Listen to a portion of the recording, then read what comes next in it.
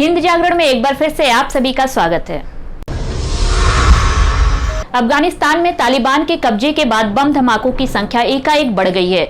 रविवार को अमेरिकी ड्रोन हमले के बाद सोमवार सुबह फिर काबुल हवाई अड्डे के पास रॉकेट्स की आवाज सुनी गई। रॉकेट हमले सोमवार सुबह काबुल के सलीम कारवां इलाके में हुए। विस्फोट के बाद गोलाबारी भी शुरू हो गई। हालांकि ये स्पष्ट नहीं है कि गोलाबारी कौन कर रहा था। वहीं मीडिया सूत्रों के अनुसार काबुल हवाई अड्डे के पास रहने वाले लोगों ने कहा कि उन्होंने मिसाइल डिफेंसिव सिस्टम के एक्टिवेट होने की आवाज सुनी। वहीं एयरपोर्ट के पास धुआं उठता देखा गया। माना जा रहा है कि इंटरसेप्टर्स ने रॉकेट को मार गिराया। देश में लोगों को कोरोना वायरस संक्रमण से बचाने के लिए बड़े स्तर पर टीकाकरण अभियान चल रहा है।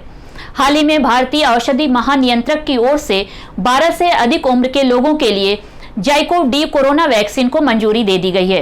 केंद्रीय स्वास्थ्य मंत्री मनसुख मांडविया ने कहा है कि 2 साल के ऊपर के बच्चों को कोरोना वैक्सीन के लिए भारत बायोटेक के तीसरे ट्रायल को भी मंजूरी दे दी गई है। ये जल्द ही बच्चों के लिए उपलब्ध हो जाएगा।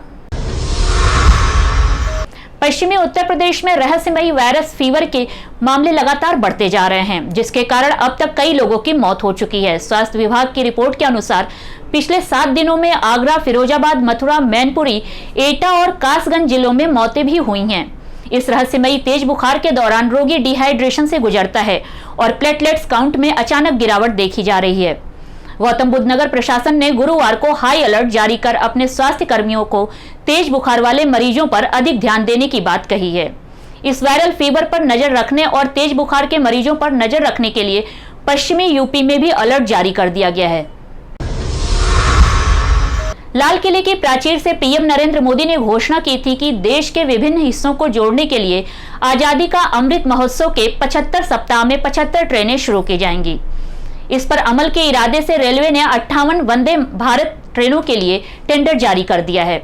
वर्तमान में इस तरह की शताब्दी श्रेणी की केवल 2 सेमी हाई स्पीड ट्रेनों का संचालन हो रहा है। नए डिब्बों का निर्माण integral coach factory Chennai, modern coach factory Raebareli और रेल कोच फैक्ट्री कपूरथला में किया जाएगा।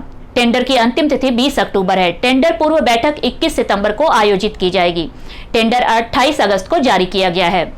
इसमें वंदे भारत ट्रेनों में 58 रैंक के लिए डिजाइन, विकास, निर्माण, एकीकरण और परीक्षण के लिए टेंडर बुलाए गए हैं। रोहित चमोली ने रविवार को शानदार प्रदर्शन करते हुए मंगोलिया के ओटगुन बयार तुशेंजेया को 3-2 से हराकर 2021 ASBC एशियाई जूनियर बॉक्सिंग चैंपियनशिप में भारत को पहला स्वर्ण दिलाया है। टोक्यो पैरालंपिक्स में भारत की अवनी लखेरा ने शूटिंग में गोल्ड मेडल जीत लिया है। पैरालंपिक्स के इतिहास में भारत का शूटिंग में ये पहला गोल्ड मेडल है। 19 साल की अवनी ने महिलाओं के 10 मीटर एयर राइफल के क्लास SH1 में पहला स्थान हासिल किया है। अवनी ने नवंबर 2019 में एक इंटरव्यू में कहा था कि वो टोक्यो में मेडल जीतना चाहती हैं। भारतीय पैरालंपिक निशानेबाज अवनी लखेरा ने सोमवार 30 अगस्त को टोक्यो पैरालंपिक में इतिहास रच दिया, जब वो पैरालंपिक स्वर्ण पदक जीतने वाली देश की पहली महिला बन गई।